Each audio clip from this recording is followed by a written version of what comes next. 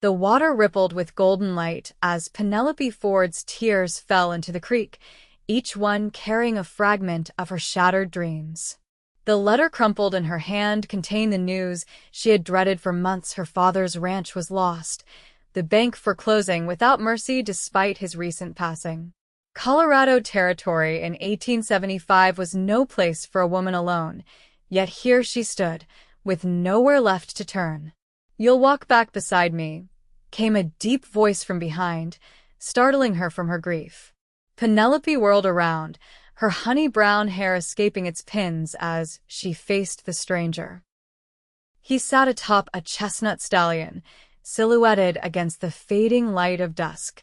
The man dismounted with fluid grace that belied his tall frame, and as he stepped closer, she could make out his features weathered by sun and wind, with eyes the color of a summer storm. "I beg your pardon?" she asked, hastily wiping her tears with the back of her hand. She was not accustomed to being approached by strangers, especially not cowboys with forward manners. "It's not safe for a lady to be alone out here after dark," he explained, removing his hat to reveal sandy brown hair.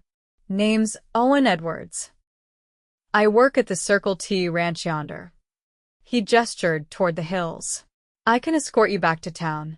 "I'm perfectly capable of finding my own way back to Bentonville," Penelope replied, though her voice lacked conviction. Truth be told, she had wandered farther than intended, lost in her thoughts and sorrows. Owen's eyes fell to the crumpled letter in her hand. "Bad news travels fast in these parts. You're Thomas Ford's daughter, aren't you?" Penelope stiffened. "How did you, small town?" he said simply. "Your father was respected. I'm sorry for your loss." The genuine sympathy in his voice broke through her defenses. Fresh tears welled in her eyes despite her efforts to remain composed. "Thank you," she whispered. Owen cleared his throat, seemingly uncomfortable with her emotion. "The creek rises quick with mountain rains. There's a storm brewing up north. You shouldn't linger." As if confirming his words, a distant rumble of thunder rolled across the valley. Penelope glanced at the darkening sky, then back to the path that would lead her to the town, a town where she now owned nothing but debts. "My horse is gentle," Owen offered, patting the chestnut's neck. "And I give you my word as a gentleman that you'll be safe with me." Penelope hesitated, studying him. Despite his rugged appearance, there was something trustworthy in his steady gaze. With few options and night falling fast, she nodded reluctantly. "Very well, Mr. Edwards. I accept your escort." "Owen," he corrected, offering his hand to help her mount. The ride back to Bentonville was mostly silent, with Penelope seated side saddle in front while Owen controlled the reins from behind. The warmth of his chest against her back was both improper and oddly comforting as they traveled through the gathering darkness. "Where are you staying?" Owen asked as they approached the first buildings of town. Penelope's silence was answer enough. With her father's debts, the modest room she had taken at Mrs. Hollister's boarding house was no longer affordable. "I see," Owen said quietly. "Mrs. Hollister is a friend of my mother's. Perhaps we can work something out." "I don't need charity," Penelope said sharply, her pride flaring. "It's not charity to help a neighbor," Owen replied evenly. "Besides, Bentonville takes care of its own." The streets were nearly empty as they rode to the boarding house, a two-story, white building with green shutters at the edge of town. Mrs. Hollister, a plump woman with kind eyes, was sweeping the porch when they arrived. Penelope Ford.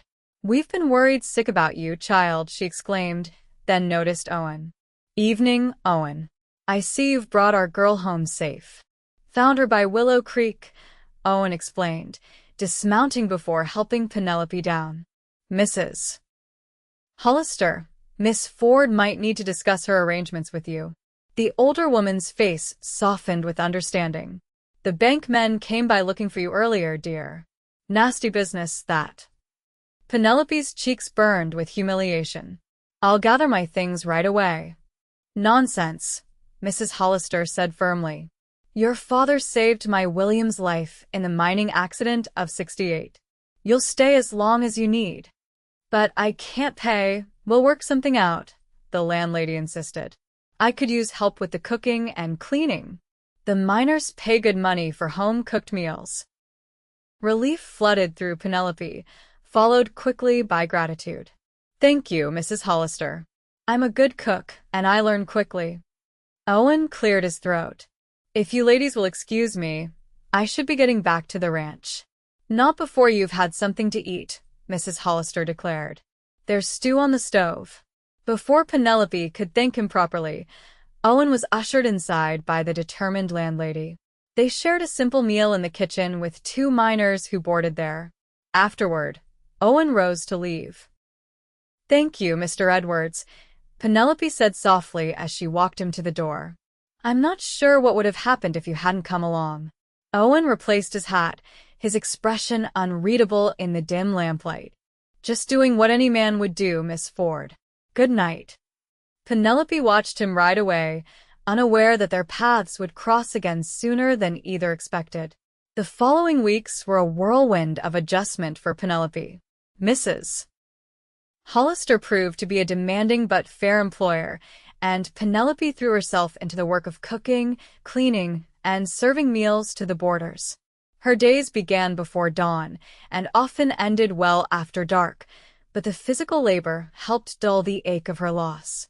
It was nearly 3 weeks before she saw Owen Edwards again. He arrived with a group of cowhands from the Circle T, dusty and tired from a day of mending fences. Miss Ford, he greeted her with a tip of his hat as she served bowls of beef stew to the hungry men.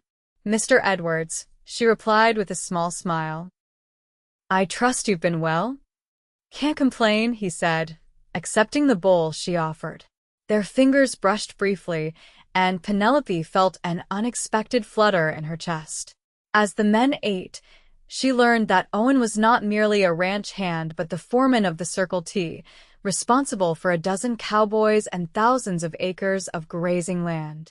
He spoke little but listened intently as his men shared stories and jokes. The boss is heading to Denver next week, one of the younger cowboys mentioned. Means we'll have to behave ourselves with Owen in charge. Denver? Penelope asked, refilling coffee cups. Mr. Thompson has business with the railroad, Owen explained. I'll be managing things until he returns. After the meal, as the other men filed out to return to the ranch, Owen lingered. Miss Ford, I was wondering if you might consider a proposition, he said, his voice low to avoid being overheard. Penelope raised an eyebrow, instantly wary. Owen's eyes widened as he realized how his words might be interpreted. A business proposition, he clarified quickly. The Circle T is short-handed with the fall roundup coming. We need someone to cook for the men at the camp. Mrs. Thompson usually oversees it, but she's accompanying her husband to Denver. You're offering me a job? Penelope asked, surprised. It would be temporary, 3 weeks at most. But the pay is good, and you'd have your own tent. Owen shifted his weight. It's hard work, but I thought you might prefer it too. He gestured vaguely around the boarding house kitchen. Penelope considered his offer. The idea of open skies and fresh air after weeks of being confined to the boarding house was tempting. Moreover, the extra money would help her build a small nest egg. I'll need to discuss it with Mrs. Hollister, she said cautiously. To her surprise, the landlady was enthusiastic about the idea. The Circle T is a respectable outfit, Mrs. Hollister assured her. And Owen Edwards is a good man. His mother raised him right before she passed. Besides, I can manage for a few weeks with help from the Daniels girl. And so, 3 days later, Penelope found herself bouncing along in a supply wagon headed for the Circle T ranch. Owen rode alongside, occasionally pointing out landmarks or wildlife. Have you always been a cowboy? She asked as they crossed a shallow stream. Owen chuckled. I was born in Boston, actually. My father was a professor at Harvard. You're joking, Penelope said, studying him with newfound interest. God's truth, he replied. He died when I was 12. Mother remarried and moved us west to Denver. I was more interested in horses than books, much to her dismay. And how did you end up in Bentonville?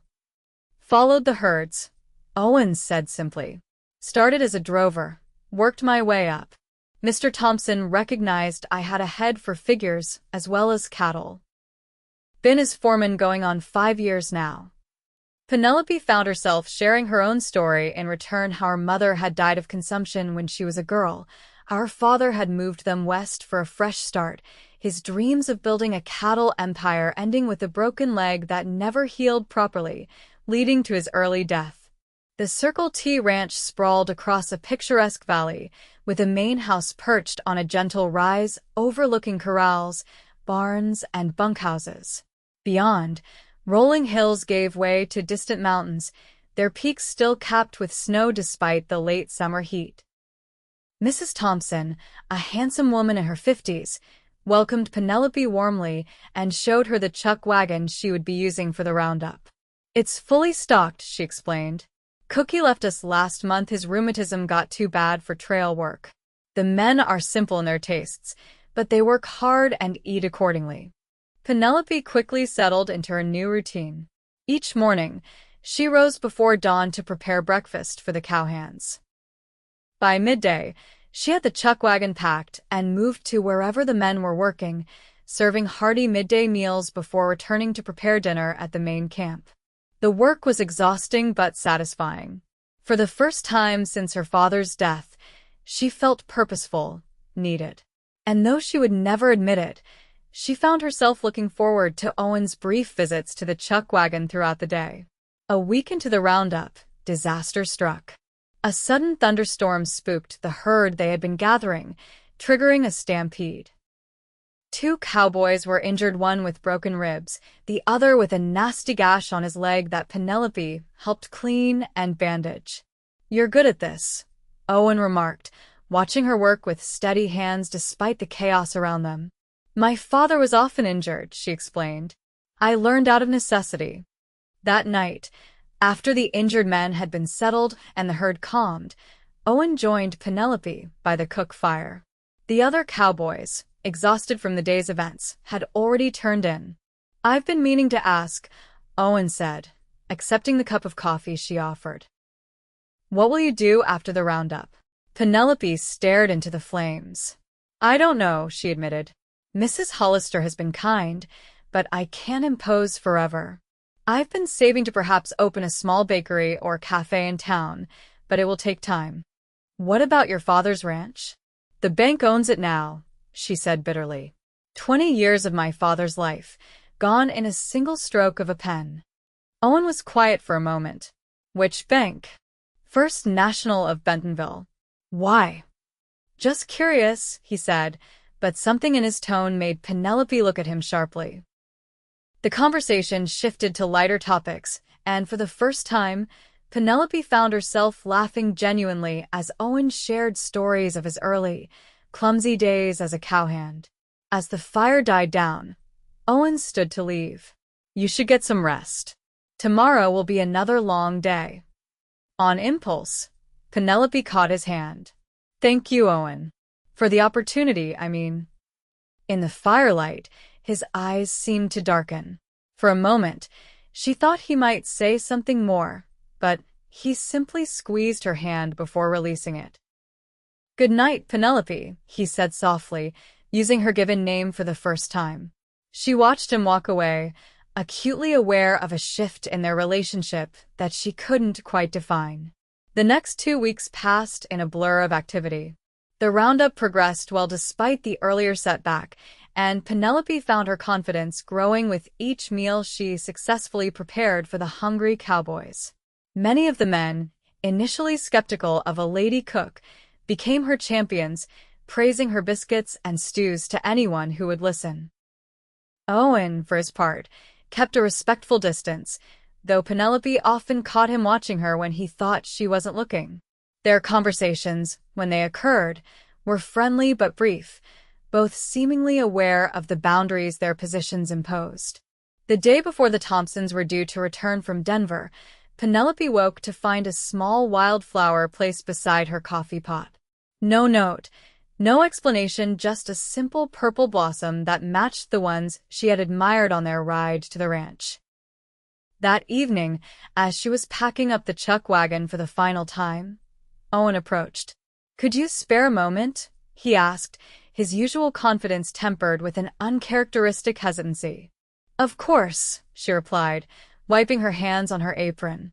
He led her a short distance from camp, to a ridge overlooking the valley where the gathered cattle grazed peacefully. "I have something for you," he said, reaching into his vest pocket. He pulled out a folded document and handed it to her. Puzzled, Penelope opened it. It was a deed to her father's ranch. Her name was listed as the owner. "I don't understand," she whispered, her hands trembling. "Mr. Thompson has considerable influence with the bank," Owen explained. "When I explained your situation, he was eager to help. Your father once saved his prized bull from rustlers. He never forgot that debt. But the money has been arranged. A loan, to be repaid from the ranch's proceeds. Mr. Thompson is convinced it will be profitable again with proper management." Tears blurred Penelope's vision. "Why would you do this for me?" Owen stepped closer, his expression earnest. "Because in these past weeks, I've come to care for you, Penelope. More than I should, perhaps." Her heart raced at his confession. "Owen, You don't need to say anything," he interrupted gently. "I know this is sudden. I just wanted you to have choices, real choices about your future." Penelope looked down at the deed, then back at Owen. In his face, she saw not just kindness, but something deeper, something that made her own feelings impossible to deny. "What if my choice is to not face that future alone?" she asked softly.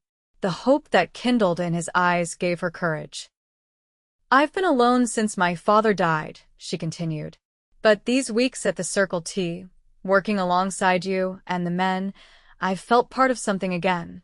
I've felt alive." Owen took her hand, his touch gentle but sure. "I can't offer you luxury or an easy life, Penelope. Ranching is hard work, especially for a woman." "I'm not afraid of hard work," she replied. "And I'm not asking for luxury. Just partnership, respect. Those I can promise," he said, his voice thick with emotion. "And my heart, if you'll have it." In answer, Penelope rose on her tiptoes and pressed her lips to his. The kiss was brief, but filled with promise, and when they parted, both were smiling. "Does this mean you'll stay?" Owen asked. "It means I'll consider it," Penelope teased, though they both knew her mind was made up. The return to Bentonville the following day was charged with new energy. Penelope rode beside Owen on her own horse, a gift from Mr. Thompson, who had returned from Denver with not just the deed, but also plans to expand the Circle T's operations. "We'll need a capable manager for the Ford property," he had explained to Penelope. "Someone who knows cattle and has a vested interest in its success." The implication was clear, and Owen had blushed like a schoolboy when his employer winked at him knowingly. Mrs. Hollister welcomed Penelope back with open arms and knowing smiles when Owen began calling regularly. The townspeople, initially skeptical of the budding romance between the Boston-born foreman and the rancher's daughter, soon warmed to the couple as they set about restoring the Ford ranch to its former glory. It wasn't easy. The property had been neglected during Thomas Ford's illness, and much of the infrastructure needed repair. The herd was small, barely 30 head, and the coming winter promised to be harsh. But they worked side by side, dawn till dusk, clearing fields, mending fences, and planning for the future. Owen continued his duties at the Circle T, but spent every free moment at the Ford ranch. Together, they transformed the rundown homestead into a functioning cattle operation once more. As winter settled over the Colorado Territory, bringing snow and bitter winds, Penelope found unexpected joy in the cozy evenings spent planning spring plantings and cattle purchases with Owen. Their relationship deepened through shared work and dreams, through quiet conversations by the fire and stolen kisses when chores were done. It was on Christmas Eve, with snow falling gently outside the windows of Mrs. Hollister's boarding house, that Owen finally asked the question that had been on his mind for months. He had arrived for dinner carrying not just the customary small gift, but also a tiny velvet box that he kept securely in his pocket until the meal was finished and the other boarders had retired to the parlor for carols. "Walk with me?" he asked Penelope, helping her with her coat. Despite the cold, the night was beautiful, stars peeking through breaks in the clouds as they strolled toward the creek where they had first met. Owen had prepared the spot earlier, hanging lanterns from tree branches to create a warm glow against the snow. "It's lovely," Penelope breathed, her words forming clouds in the cold air. "Do you remember the first thing I ever said to you?" Owen asked, taking her gloved hands in his. Penelope smiled. "You said, 'You'll walk back beside me.' I didn't know then how much I would come to hope that you would walk beside me for the rest of our lives," Owen said, his voice steady despite the nerves evident in his eyes. He knelt in the snow, pulling the small velvet box from his pocket. Inside was a simple gold band set with a single pearl. "Penelope Ford, would you do me the great honor of becoming my wife?" Tears of happiness filled her eyes as she nodded. "Yes, Owen. Yes, I will." He slipped the ring onto her finger over her glove, promising a proper fitting later, then stood to embrace her. Their kiss, warm against the winter chill, sealed the promise between them. They were married in the spring of 1876, when the wildflowers Owen had once picked for Penelope carpeted the hills around Bentonville. The ceremony was held on the porch of the Ford Ranch house, newly painted and expanded with Owen's careful craftsmanship. Mrs. Hollister cried joyful tears, and Mr. Thompson gave the bride away in place of her father. The years that followed brought both joy and hardship, as life on the frontier always did. The Ford Edwards ranch prospered under their joint management, eventually growing to rival the Circle T in size and reputation. When Mr. Thompson retired in 1880, he sold the Circle T to Owen and Penelope, uniting the two properties into one of the largest cattle operations in the county. Their family grew as well. Their first child, a son they named Thomas after Penelope's father, arrived in the winter of 1877, followed by twin daughters, Elizabeth and Catherine, in 1879. A fourth child, another boy they called William, completed their family in 1882. Through blizzards and droughts, through market fluctuations and the gradual taming of the frontier around them, Owen and Penelope faced each challenge together. Their partnership, begun that evening by Willow Creek, strengthened with each passing season. In later years, when their children were grown with families of their own, Owen and Penelope often returned to that special spot by the creek. On their 40th wedding anniversary, with their hair now silver and their faces lined with the stories of their shared life, they sat on its banks at dusk, just as Penelope had done all those years ago. "Do you ever wonder what would have happened if you hadn't found me here that day?" Penelope asked, her head resting on her husband's shoulder. Owen smiled, taking her hand in his as he had countless times over the decades. "I don't believe in coincidence, my love. I was always meant to find you by this creek. You were always meant to walk beside me. And I always will," Penelope promised, turning to kiss the man who had transformed her moment of deepest despair into the beginning of a beautiful journey. As the sun set over Bentonville, painting the Colorado sky in shades of gold and purple, they walked home side by side, just as they had from the very start.